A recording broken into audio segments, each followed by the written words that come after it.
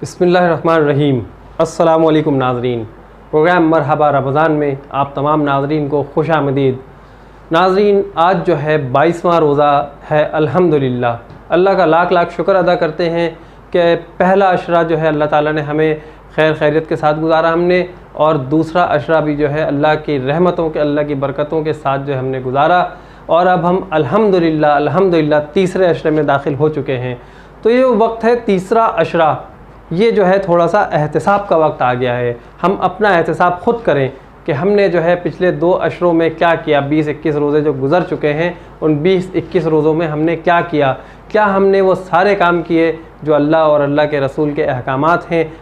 हमने उन अहकामात की कितनी पैरवी की, हमने कितनी फर्माबरदारी की उन अहकामात की। हमें थोड़ा सा अपना एहतिसाब करना चाहिए। हमें ये सोचना चाहिए कि अल्लाह ताला ने हमारी ज़िंदगी में अगर हमें एक बार और रमज़ान मुबारक का महीना दे दिया है, जो कि हज़ारों महीनों से बेहतर है, जो और इसकी एक रात की इबादत 1000 जो है रातों की इबादत से अफजल है, तो इतनी अफजलियत है इसकी। अल्लाह ताला ने इतने फ़ज़ाइल बयान किए हैं इसके कुरान शरीफ में।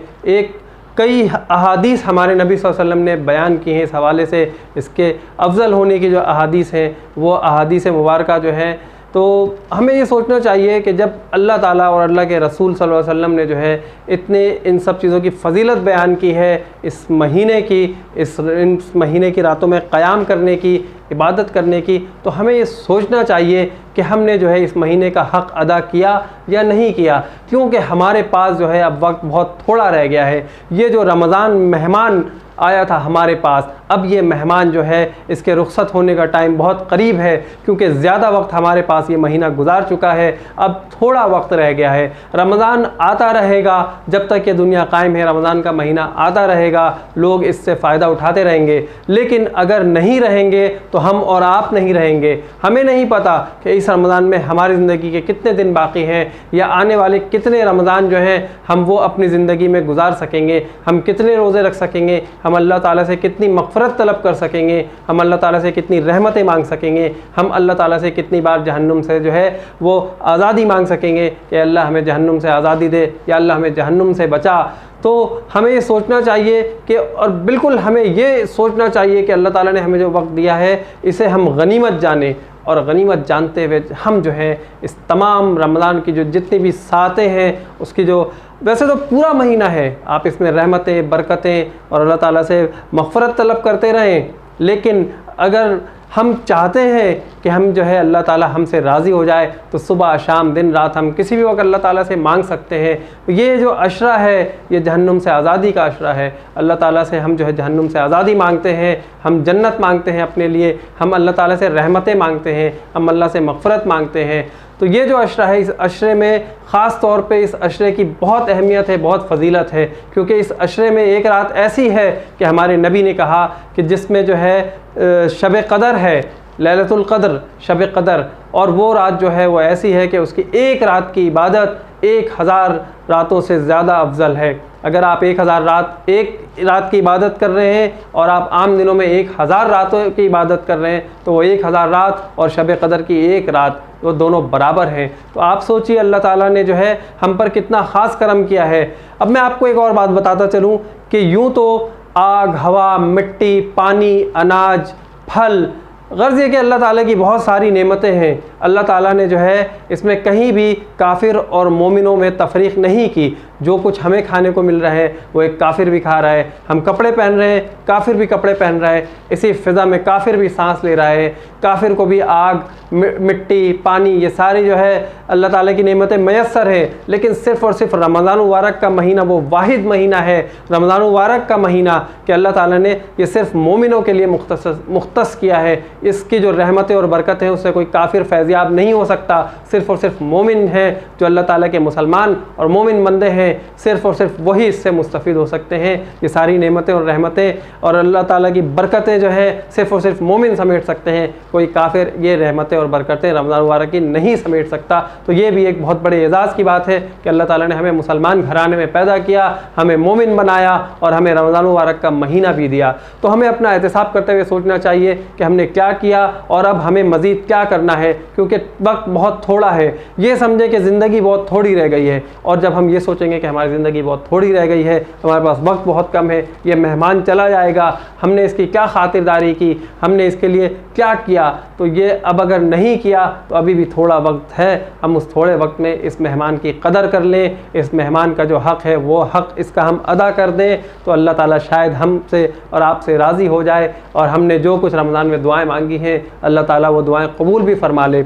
इसमें जो है शब क़दर ताक रातों में हम सब पढ़ते आए शुरू से, हम सबको पता है, हमने बहुत मरतबा सुनी है ये बातें कि ताक रातों में जो है वो शब क़दर है। तो शब क़दर को तलाश करें, शब क़दर को क्रिकेट खेल कर ज़ाया ना करें, शब क़दर को जो है सोशल मीडिया पे मोबाइल पे लग कर इसमें टाइम वेस्ट ना करें, ज़ाया ना करें, बल्कि शब क़दर को तलाश करें। और अगर आप इस शब क़दर में 1 रुपया खैरात करें तो 1000 रुपया खैरात करने के बराबर है। तो इसलिए अब आप अपना मामूल बना लें कि रोज़ाना की बुनियाद पर चाहे 1 रुपया, 10 रुपया, 100 रुपया, 1000 रुपया, जितने भी आपकी हैसियत है, आप अपनी हैसियत के मुताबिक रोज़ाना रात में आप खैरात करें, ताकि अगर किसी रात में शब क़दर आपको मिल जाए, हमें नसीब हो जाए, तो वो जो है 1000 से ज़रब दे दीजिए, 1000 से मल्टीप्लाई हो जाएगा। अगर आपने 1 रुपया दिया तो समझिए कि अल्लाह ताला की राह में आपने जो खैरात किया वो 1000 रुपये खैरात किया आपने 10 रुपये दिए तो आपने 10,000 रुपये की खैरात कर दी। इसी तरह अगर आपने 2 रकत नफिल अदा कर दिए तो आपने जो है 20,000 रकत के बराबर आपको सवाब मिलेगा, आपको 2000 रकत के बराबर जो है सवाब मिलेगा। इसी तरह अगर आपने 10 नवाफिल पढ़ लिए तो आपको 20,000 नवाफिल पढ़ने का सवाब मिलेगा। आप 3 मरतबा सूरह इखलास पढ़ें तो कहा जाता है कि 3 मरतबा सूरह इखलास पढ़ने से जो है तकरीबन एक कुरान जो है उसके बराबर सवाब मिल जाता है। तो चले ठीक है, इस बात को भी मान लेते हैं, आप 3 मरतबा कुल हुवल्लाह पढ़ लें, कुल हुवल्लाहु अहद अल्लाहु समद जो है, तो अगर आप सूरह इखलास 3 बार पढ़ लें तो आपको जो है 1000 कुरान पढ़ने का सवाब मिल जाएगा। चले आप कुरान मजीद खोल कर सूरह यासीन पढ़ लें, सूरह रहमान पढ़ लें, इतनी सारी सूरतें हैं कुरान मजीद में जो आप पढ़ सकते हैं, हम पढ़ सकते हैं। तो हमें चाहिए कि हम वो सूरतें पढ़ लें। तो एक बार अगर हम कोई किसी सूरत की तिलावत कर लेंगे तो हमें 1000 मरतबा उस तिलावत के उस सूरत को जो है तिलावत करने का सवाब हमें मिल जाएगा। तो हज़रत आयशा ने कई अहादीस जो हैं वो बयान की हैं हमारे नबी की, जो सही बुखारी सही मुस्लिम की अहादीस है, जिनमें यह है कि हमारे नबी जो है कमर कस लिया करते थे और घर वालों को भी जो है अपने साथ लगाया करते थे। हमारे नबी जो है शब बेदारी किया करते थे और क़याम किया करते थे, पूरी रात क़याम करते थे। सुबह हो जाती थी, फजर तक वो नमाज़ें पढ़ते रहते थे, नवाफिल अदा करते रहते थे। क्यों? क्योंकि हमारे नबी जब नबी होकर वो नवाफिल अदा कर रहे थे, वो शब क़दर को तलाश कर रहे थे, अल्लाह की रहमत को तलाश कर रहे थे। क्योंकि अल्लाह की रहमत जो है शब क़दर में आकर कहती है कि मुझे तलाश करने वालों कहाँ हो। तो जो तलाश करने वाले लोग होते हैं उन्हें अल्लाह की रहमत मिल जाती है, उन्हें मग़फ़िरत मिल जाती है, उन्हें जहन्नुम से आज़ादी मिल जाती है। तो हमें चाहिए कि हम जो है अपना एहतिसाब करते हुए अल्लाह ताला से रहमत मांगें, मग़फ़िरत मांगें, बरकतें मांगें, अल्लाह से अल्लाह की पनाह मांगें। हम अल्लाह की पनाह में रहें जब तक हमारी ज़िंदगी है। शैतान से बचें, शर से बचें, बीमारियों से बचें, आफात से बचें, जितनी भी मुसीबतें हैं उन सब से बचें। तो अल्लाह ताला जो है जितनी भी खैर है वो हमें अता फ़रमाए, जो भी शर है अल्लाह ताला उससे हमें महफूज फ़रमाए। शब क़दर में दुआ कीजिए। इसके अलावा जो है हज़रत आयशा ने नबी करीम सल्लल्लाहु अलैहि वसल्लम से पूछा, अम्मा आयशा ने, कि अगर हमें शब क़दर मिल जाए तो उसके लिए हम क्या दुआ पढ़ें। तो हमारे नबी ने कहा कि शब क़दर के लिए जो दुआ है, अल्लाहुम्मा इन्नका अफ़ुव्वुन तुहिब्बुल अफ़्वा फ़ाफ़ु अन्ना। तो हमारे नबी ने ये दुआ बताई, ये दुआ पढ़ें। तो रोज़ाना का मामूल बनाए कि रोज़ाना जो है हम यही दुआ पढ़ेंगे शब क़दर की। हम कुछ ना कुछ अल्लाह को खुश करने के लिए काम ऐसे करें कि अल्लाह ताला जो है खुश हो और खुश होकर हमारी मग़फ़िरत कर दे।